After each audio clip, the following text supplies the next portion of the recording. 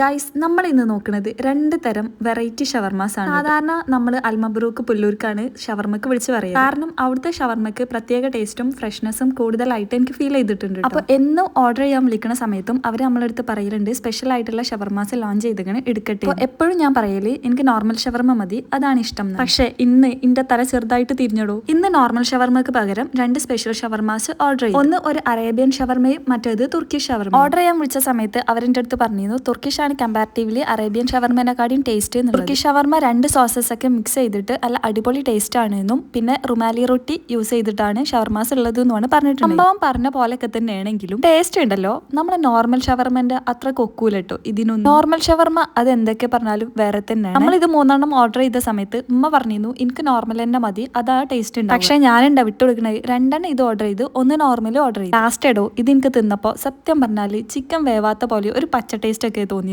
അങ്ങനെ ഉമ്മാന്റെ നോർമൽ ഷവർമ കൂട്ടിയിട്ടാണ് നമ്മൾ ഈ ഷവർമ തിന്നത്. അത് തിന്നു നടക്കുമ്പോ പറഞ്ഞുകൊണ്ടിരിക്കണ്ടായിരുന്നു ഞാൻ അപ്പോഴേ പറഞ്ഞതാണ് വേണ്ടാത്ത പണിക്ക് നിൽക്കണ്ട, നമ്മൾ ഈ ഷവർമ കൊക്കൂല മറ്റേതൊന്നും. പക്ഷേ ഞാനുണ്ട വിട്ടുകൊടുക്കണേ, ഏതായാലും പൈസ കൊടുത്ത് വാങ്ങി ഇനി തിന്നല്ലാതെ നിവർത്തില്ലല്ലോ. പിന്നെ അതിന്റെ ശേഷം അറിയാതെ പോലും ഈ വഴിക്ക് ഈ ഷവർമ നമ്മൾ വാങ്ങിച്ചിട്ടില്ല കേട്ടോ.